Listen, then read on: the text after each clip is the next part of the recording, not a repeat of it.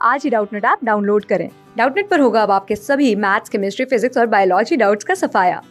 बस अपने क्वेश्चन की फोटो खींचो, उसे क्रॉप करो और तुरंत वीडियो सोल्यूशन पाओ। Download now. हमारे पास क्वेश्चन क्या दिया हुआ है कि एक गेंद को 10 मीटर की ऊंचाई से छोड़ा जाता है। यदि फर्श पर टकराने के बाद गेंद की ऊर्जा में 40% की कमी आ जाती है तो गेंद टकराने के बाद कितनी ऊंचाई तक जाएगी। तो यहाँ पे हमें इस क्वेश्चन को यहाँ पे हल करना है। चलिए देखते हैं। तो यहाँ पे क्या हो जाएगा, देखिए यहाँ पे माना हमने यहाँ पे ये कोई जो है हमारे पास क्या है, गेंद है। ठीक, ये गेंद है। ठीक, जो कि इस समय क्या है, ये जो है मान लीजिए हमने यहाँ पे ये क्या है, ये हमारा पृथ्वी तल है। ठीक, इस पृथ्वी तल से ये जो है यहाँ पे इस समय क्या है, 10 मीटर की ऊंचाई पर है। क्या है, 10 मीटर की ऊंचाई पर है।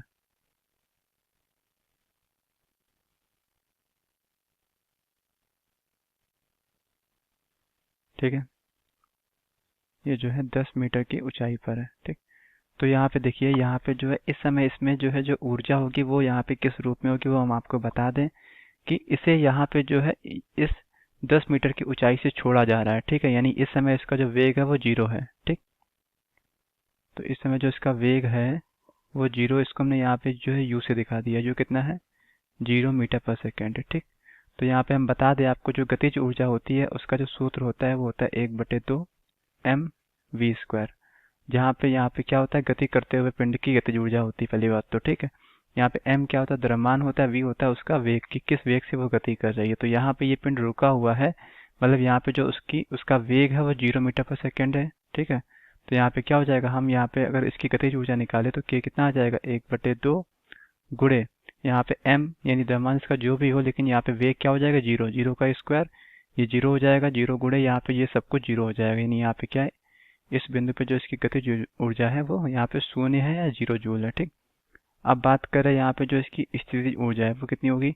तो स्थितिज ऊर्जा का यहाँ पे सूत्र क्या होता है, उसको हम यहाँ पे u से दिखाते हैं। u बराबर क्या होता है, mgh होता है। ठीक है, यहाँ पे g क्या होता है, गुरुत्वीय त्वरण का मान होता है, और यहाँ पे m द्रव्यमान और h उसकी पृथ्वी तल से ऊंचाई होती है, जो कि यहाँ पे 10 मीटर दिया हुआ है। ठीक, तो यहाँ पे क्या हो जाएगा, जो इसकी स्थितिज ऊर्जा है वो यहाँ पे क्या हो जाएगी, वो यहाँ पे देखिए 10 mg।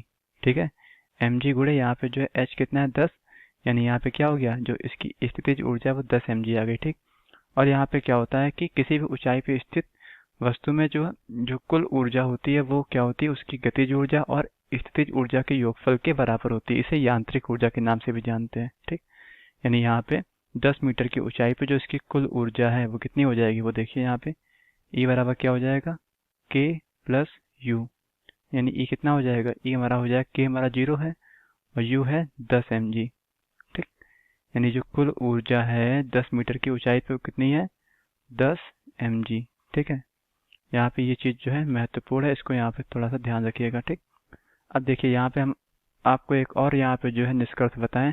तो होता क्या है कि जब भी कोई व्यक्ति या वस्तु यहाँ पे क्या है कि किसी भी ऊंचाई से नीचे की तरफ यहाँ पे स्वतंत्रता पूर्वक आ रहा होता है तो उसकी जो कुल ऊर्जा होती है वो संरक्षित होती है। ठीक है, इसे ही हम यहाँ पे यांत्रिक ऊर्जा का संरक्षण का नियम कहते हैं। ठीक है, तो यहाँ पे क्या हो जाएगा, देखिए कि कुछ समय पश्चात क्या हो जाएगा, ये जो है यहाँ पे गेंद क्या होगा, पृथ्वी तल पे होगी। ठीक, ये कहाँ पे होगी, ये पृथ्वी तल पे होगी इस तरीके से। ठीक, तो जिस समय ये पृथ्वी तल पे होगी उस समय भी क्या होगी, इसकी जो कुल ऊर्जा है वो यहाँ पे 10 mg ही होगी।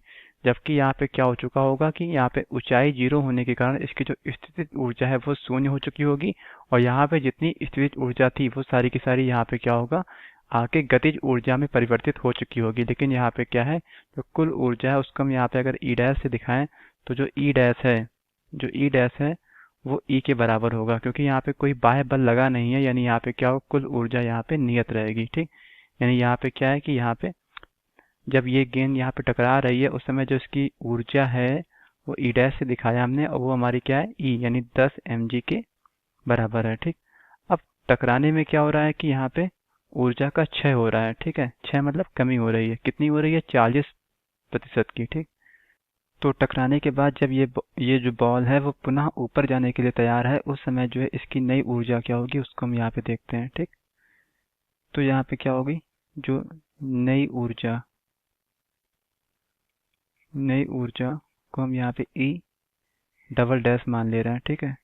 तो ई डबल डैश बराबर कितना हो जाएगा, देखिए यहाँ पे पुरानी ऊर्जा यानी ई डैश, ठीक है, मतलब टकराते समय ऊर्जा माइनस यहाँ पे क्या हो जाएगा, कितनी कमी आई है, 40%, ठीक है। तो यहाँ पे क्या हो जाएगा, 40/100, 40% किसकी, यहाँ पे ई डैश की, ठीक। यानी यहाँ पे क्या आ जाएगा, देखिए 10 mg माइनस 40/100 गुणे ई डैश कितना है, 10 mg, यानी कितना आ जाएगा, यहाँ पे 2 जीरो से ये 2 जीरो यहाँ पे कैंसिल हो गए, यानी कितना आ जाएगा, 10 mg माइनस 4 mg। तो ये कितना आ जाएगा, ये हमारा आ जाएगा 10 माइनस 4 यानी 6 mg, ठीक। अब यही ऊर्जा यहाँ पे व्यय होगी इस गेंद को पुनः ऊपर ले जाने में, ठीक।